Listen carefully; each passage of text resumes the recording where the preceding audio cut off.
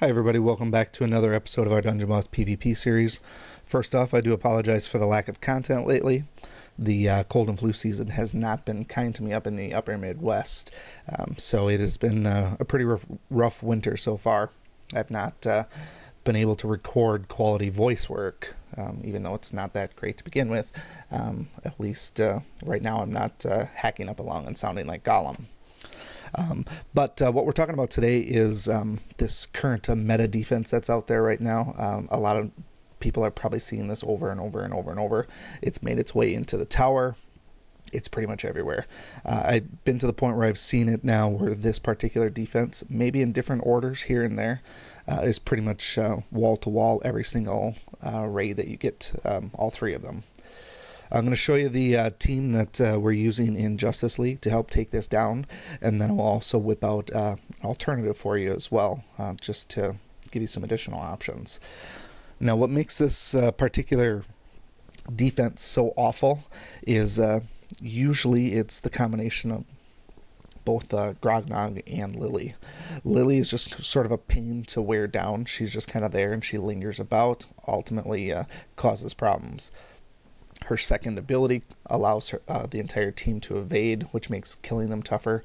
Grognog is just an absolute monster.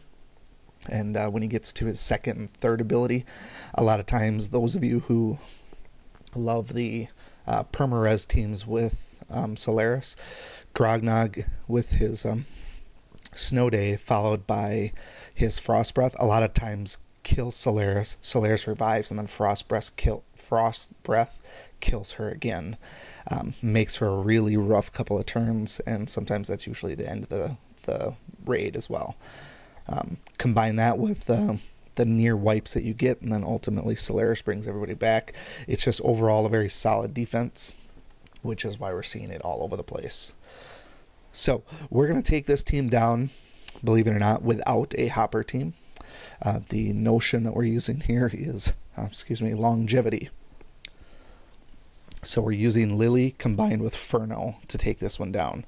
The key component here is to make sure we get Furno with the plant growth as soon as possible.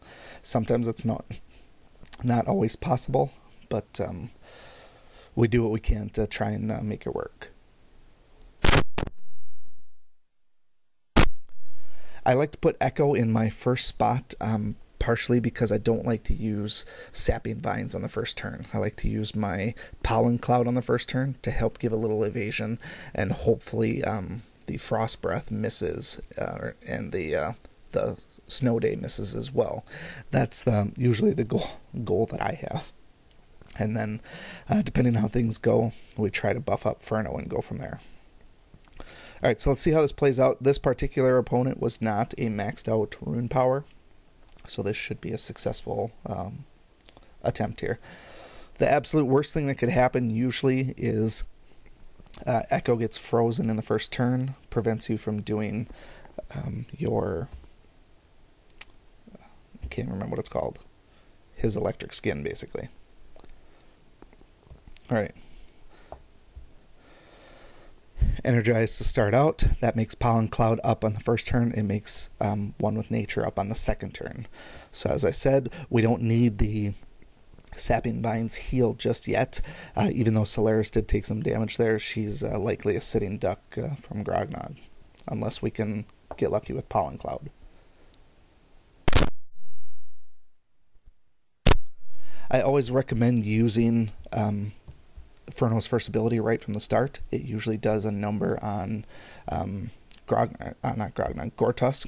Works really well against him. Plus, you want to get that wildfire out there spreading. See it spread to Lily here. You're not always going to one-shot Gortusk. That doesn't happen very often. This person was probably not ruined as significantly. So here's where we are now with turn 2. We have to basically gauge whether or not we think Furno is going to survive. If you think Furno is good to go before you actually lose him, go ahead and do the One with Nature. He'll still remain a plant even if he dies. He's not going to lose that. He'll lose his stacks, but you want to make sure that you're able to get one with nature on Ferno before he dies. That's the important part. You have to balance that with the fact that maybe you want to use sapping vines. I would prefer in this case here to use your one with nature, get the buffs on your guys, and let the chips fall as they may there. We'll try and get a little bit of healing from Solaris.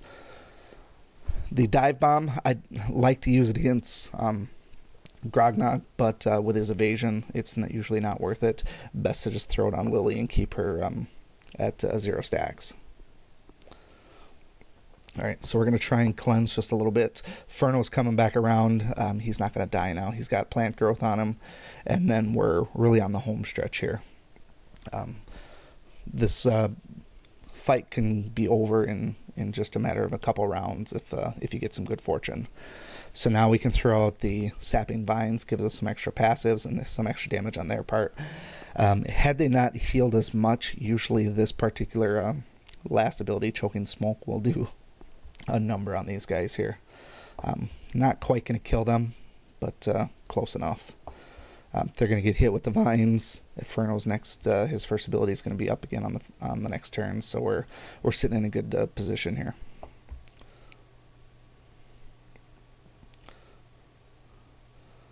So I probably could have attacked Solaris just to prevent her from doing that, but I feel like I'm in a good spot here. We're getting tons of plant growth on Ferno. That's going to save him. And then Lily's already tough because she's maxed out on plant growth.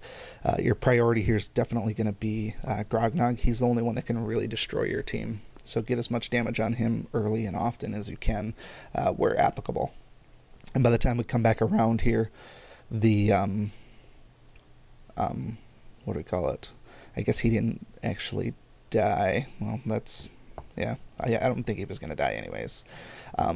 But once we get Choking Smoke back up with 8 plant stacks, we're pretty much golden. So do Pollen Cloud again. If they can't hit you, they can't damage you. We're all set. Spread the wealth with that Wildfire, and it's going to be over just a bit. They probably won't make it another turn. Lily's dead, Solaris is going to be dead, and Grog's going to be dead very soon. And just like that, just about over. There we go. So it's somewhat slow, but it's usually pretty durable unless you run into some really, really bad luck. So hopefully that was a reasonable explanation on how you do things. I like to try and talk out my thought process when I'm doing these raids here. The order, you don't have to use Echo first. Some people like to use Sapping Vines in their first opening gamut. They'll use Lily in the first spot. This is just what I do. There's obviously a couple of variations to it. Alright, so hang tight. I'll show you the next team in just a little bit, and we'll talk about why it works and how it works. Okay, for this second team here, I do have another mid-level opponent here. It's certainly not a max one. I wasn't going to keep refreshing until I found a maxed out rune power one. And also I don't have max runes on one of my guys here, so I'm not going to worry about it too much here. We can see the orders change a little bit. They put Lily first instead of Grognog. Not really a big issue for the most part. So the change to this one here, we're still going to be using Lily and Ferno for plant growth. The change that we're going to make here, this is where it becomes a little bit of a gambit, is replacing Echo with somebody else. And of all people that we're going to replace him with, we're going to replace him with Phenol. And the logic behind this is Phenol is pretty good when it comes to health. He can survive quite a bit, and then we're going to be getting some dot damage from his poison, and then combined with the plant growth can turn him pretty powerful in the long run. So I'll give credit to a couple of my Justice League buddies for this here. I'm sorry, I forgot who actually brought it up, but between Scout-Yo and Starkill and Fantasy, and I know Starkill's been waiting for a shout out as well. All of these guys have been instrumental in determining how to take these teams out as quickly and effectively as possible. So the downside to this team here, like I said, is we don't get that +2 energy in the first turn from Echo. So we're basically determining if we can survive long enough to get to that one with nature. First turn shouldn't be an issue. The subsequent turns might be a problem if Grognog tends to do that double kill on Solaris and you can't revive your guys after they get wiped in about round 3. So since I can't do Pollen Cloud to start with, we're just going to get Sapping Vines up and just try to survive here. The name of the game for this team is Survival. It's not direct attack immediately. So when you get to Phenol, avoid avoid using your poison right from the start, because Solaris is just going to cleanse it. We want to save that until we get some plant growths. I don't recommend using Jiggle Taunt, even though it heals a little bit. You don't want all the damage coming at him. We want it spread out as best as possible. So we'll throw Pot Shot and just kill Gortusk. Seemed like a fair enough spot here. The runes that I have on Phenol are fairly weak. They're basically all just graders. I don't have superiors on him, which is partially why he's doing so poorly.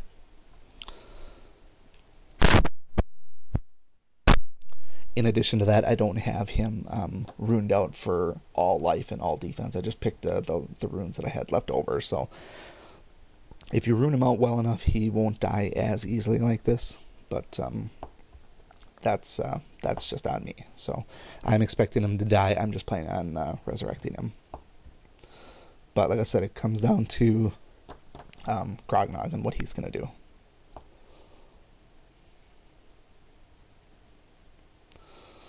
So there goes Phenol.